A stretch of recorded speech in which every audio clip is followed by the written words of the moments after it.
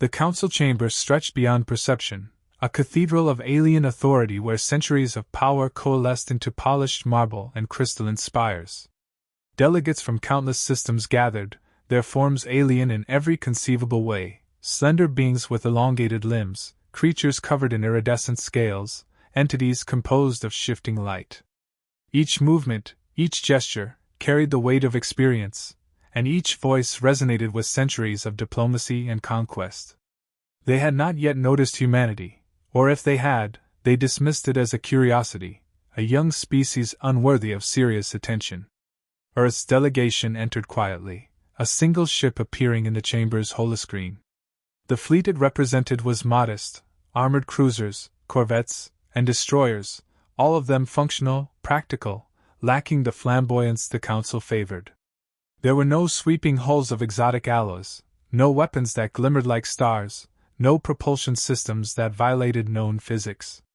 Observers leaned forward, expecting inefficiency, expecting human fragility. Instead, they saw shapes that reminded them of childhood starships, simple, sturdy, unassuming, and they laughed. The laughter was not discreet. It rippled across the chamber like an infectious tide, subtle at first, then rolling into outright mockery. One delegate's voice, a complex harmonic vibration, echoed above the rest. "Primitive metallurgy," it said, "unsuitable for anything beyond our outer colonies." Another, its body suspended in a gravitational field of its own design, smirked as it clicked out a message in rapid pulses. "I have seen children build better machines with their playthings." Even those with silent telepathic communication could not suppress the condescension. The entire assembly assumed superiority was a given. The human ambassador, standing on the dais, remained motionless, expression unreadable. No indignation flickered across their face, no flare of pride, no defensive tone. Every word, when spoken, was measured, neutral, almost monotonous. "We appreciate your evaluation," they said. "We are aware our designs differ from your established standards. That does not diminish their function." Their voice carried a subtle cadence, calm and deliberate, as if each syllable had been chosen to withstand centuries of ridicule. The council's scrutiny intensified, but so did their misunderstanding. They measured Earth's fleet against familiar doctrines, known strategies, expected weaknesses. The cruisers were smaller than typical capital ships. Their weapons lacked flamboyant signatures. Their formations appeared uncoordinated at first glance. Analysts whispered to one another, noting deficiencies, projecting failings. "They will crumble in sustained engagement," predicted one, observing the fleet's skin data. "Their shields are insufficient. Their engines cannot sustain a prolonged maneuver." No one paused to consider that human design philosophy might be inherently different. Still, laughter persisted. It became ritualized, a chorus of derision that reverberated through the chamber's acoustic matrix. It was not malicious, not intentionally so, only automatic. Humanity was irrelevant, amusing, a species too small and too inexperienced to merit concern. They were the comic relief in a narrative of galactic dominance. Delegates turned to one another with wry glances, exchanging stories of their home fleets and the inevitable superiority that accompanied millennia of conquest. Yet beneath the calm exterior of the human ambassador, there was calculation, an awareness that the council's perception of weakness was exactly the advantage they sought. No threats were made, no arrogance displayed. Only a quiet observation, noting every detail, every expectation, every assumption the council made. Humanity waited. The chamber remained in a state of triumph for the delegates, laughter echoing, but the seeds of reversal had already been planted. In their amusement, they had overlooked the resilience, the discipline, the ingenuity that defined the human race. By the time the council finally paused, the humans had done nothing remarkable, said nothing threatening, yet the balance of perception had begun to shift imperceptibly. The laughter would linger, but it now carried a subtle tension, a slight edge, a foreshadowing that Earth's fleet, unassuming though it appeared, was not what it seemed. And the ambassador, still calm, still patient, allowed the chamber to relish its superiority, knowing that the reckoning was already quietly underway. The Council assumed it understood humanity, judging the fleet by size, armament, and the superficial measures of military might. They did not pause to consider that humans approached war differently, that their strategies were shaped not by tradition, but by survival. Entire civilizations had risen and fallen because humans had learned to endure, adapt, and exploit unpredictability. While the Council relied on doctrine, patterns, and centuries of precedent, humans had a history written in improvisation, resilience, and the relentless pursuit of efficiency under impossible conditions. Every report the Council received misrepresented the truth. Analysts spoke of small fleets, of outdated hull designs, of weapons systems incapable of sustained engagement. They failed to account for redundancy, for the way humans layered defenses, or how each ship was a self-contained node capable of independent decision-making. Where other species built for spectacle, humans built for survival. Where others focused on elegance, humans prioritized function. The Council assumed predictability. Humanity thrived in chaos. Humans studied threats not to imitate them, but to counter them. Every alien tactic encountered was catalogued, every weakness noted, every pattern turned against its source. The Council could not grasp the breadth of human foresight, the patience required to wait for the right moment, or the discipline needed to restrain instinctive aggression.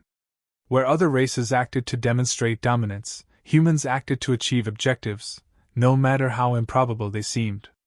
This subtlety was invisible to observers, dismissed as passivity. The Council also underestimated human psychology. Other species saw conflict as a tool, a structured series of transactions to consolidate power.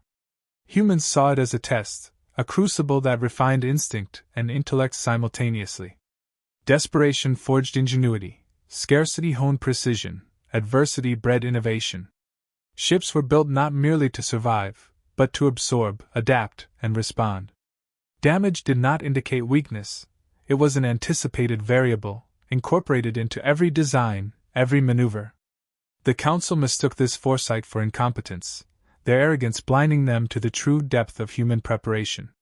Ambassadors attempted to explain, carefully, measured, without challenge or provocation. They spoke of doctrines unfamiliar to the Council: modular resilience, dynamic coordination, decentralized command. Delegates listened politely but without interest, nodding as though these were curiosities rather than principles capable of redefining engagement. The human voice carried no threats, only observations. Each sentence reinforced that the Council's assumptions were flawed, but the arrogance in the room filtered out comprehension, replacing it with amusement. The Council's scouts reported human exercises, interpreting them through familiar paradigms. Formations that seemed disordered were actually complex patterns optimized for overlapping fields of fire and adaptive shielding. Fleets that appeared small were in fact highly integrated, capable of acting as a single entity while maintaining independent initiative. Every apparent flaw was intentional, every vulnerability calculated to mislead observers. Humans designed unpredictability into their systems, an art of controlled chaos, invisible to those who relied on expectation and precedent. Even when the Council's analysts pointed out anomalies, shields absorbing far more energy than calculations suggested, engines exceeding efficiency ratios, the explanation was dismissed as error, measurement noise, or fluke. They could not fathom a species that relied on foresight and ingenuity rather than sheer technological dominance. Humanity did not seek to impress, only to endure, and endurance in the face of superior force was a skill the Council had never valued. By the end of their analysis, the Council remained smug, convinced they understood Earth and its fleets. Yet beneath the calm, the human ambassador observed every calculation, every misjudgment, every assumption. Patience became a weapon. Knowledge became leverage. The Council laughed at what they did not understand, unaware that this very laughter was a confirmation of their ignorance. Humanity's strength lay not in spectacle, but in anticipation, adaptation, and a willingness to embrace the chaos the Council feared. The seeds of shock, of revelation, had already been sown. The first signals of the new fleet arrived without warning, not as a show of force but as a subtle disruption in the Council's data streams. Sensors detected anomalies, Ship profiles that did not match any known classifications, propulsion signatures outside established parameters, energy outputs that defied their calculations. Analysts scrolled through readouts, expecting error. Nothing could explain the consistency of the data, the coherence of formations that seemed, at first glance, to disregard every rule of galactic engagement. As the ships approached the monitored sector, their movements drew the attention of the Council. There was no parade, no ostentation, no ornamental displays of power. They advanced with a simplicity that made them appear almost fragile, yet every detail suggested careful design, deliberate intent, and a philosophy alien to the observers. Shields adjusted dynamically, energy emissions fluctuated unpredictably, and each vessel maintained a rhythm that was neither chaotic nor conventional, but optimized for response and survival. The Council attempted to interpret these patterns using known doctrines. Their models failed. Ships that should have collided, stalled, or suffered catastrophic failures continued seamlessly, absorbing impacts and redistributing power instantaneously. Analysts whispered among themselves, unable to reconcile observed outcomes with predicted consequences. "This is impossible," one muttered. "Our simulations indicate total structural collapse, yet they persist." Another added, "Their formations, adaptive, responsive. This is no ordinary fleet. We are underestimating them." The laughter that had accompanied Earth's earlier presence faded, replaced by tension. Observation intensified as the human fleet engaged minor skirmishes in distant zones. Their vessels struck with precision, yet never recklessly. They absorbed damage that would have disabled other ships of similar size, recalibrated shields instantly, and repositioned in ways that confounded even the most sophisticated predictive models. The Council realized the humans did not rely solely on raw power, they relied on anticipation, redundancy, and adaptation. Every system was built to survive attrition and maintain function under duress. Unexpectedly, one small engagement revealed a deeper principle. A human destroyer, heavily struck by multiple plasma volleys, sustained critical damage, yet its remaining systems reorganized instantly, transferring power to essential functions and returning fire with unerring accuracy. Analysts could not explain how such a minor vessel had effectively neutralized multiple attackers while appearing to falter. The Council murmured among themselves, acknowledging in disbelief that human ships were designed not to be impressive, but indomitable. Communication channels remained quiet. The humans issued no demands, no taunts, no declarations. Every maneuver was strategic, purposeful, and devoid of showmanship. The Council's expectation of spectacle had been entirely subverted. What they perceived as simplicity was, in reality, a complex orchestration of survival and precision. Observers noted the absence of arrogance, the absence of provocation, and yet felt a growing unease. Each human ship functioned independently but harmonized with the fleet as a single entity, a networked organism operating on foresight rather than instinct. By the time the fleet's presence was fully acknowledged, laughter had vanished completely. The Council recognized, too late, that prior judgments had been fundamentally flawed. Their reliance on historical paradigms blinded them to the truth. Humans were unpredictable, unrelenting, and fully capable of turning apparent weakness into tactical dominance.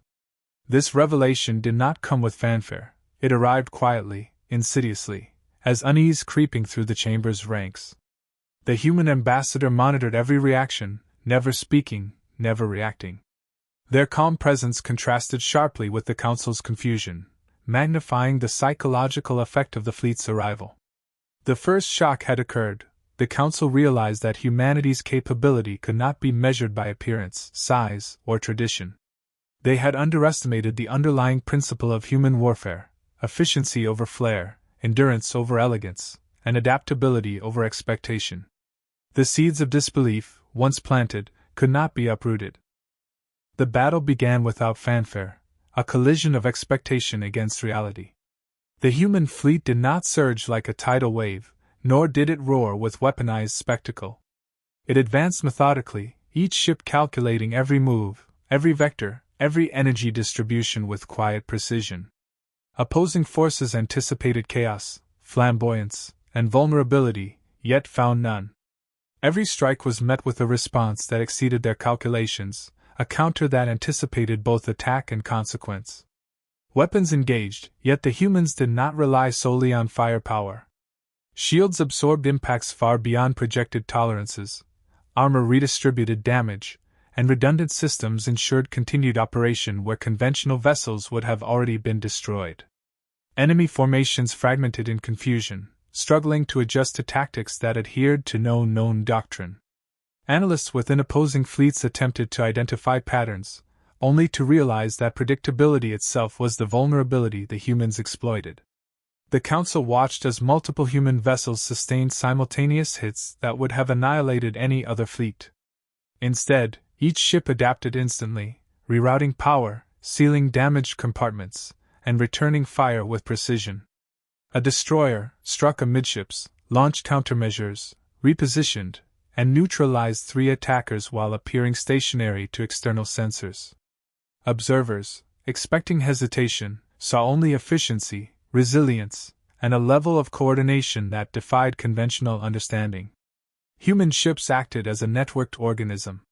Command was decentralized yet coherent. Each vessel made independent decisions while synchronizing with the fleet's overarching strategy. The enemy attempted flanking maneuvers, concentrated bombardments, and feints, yet each tactic failed to breach the human line. Redundancy and adaptability were built into every hull, every subsystem, every crew procedure. The Council began to grasp that humans had not designed their ships to impress.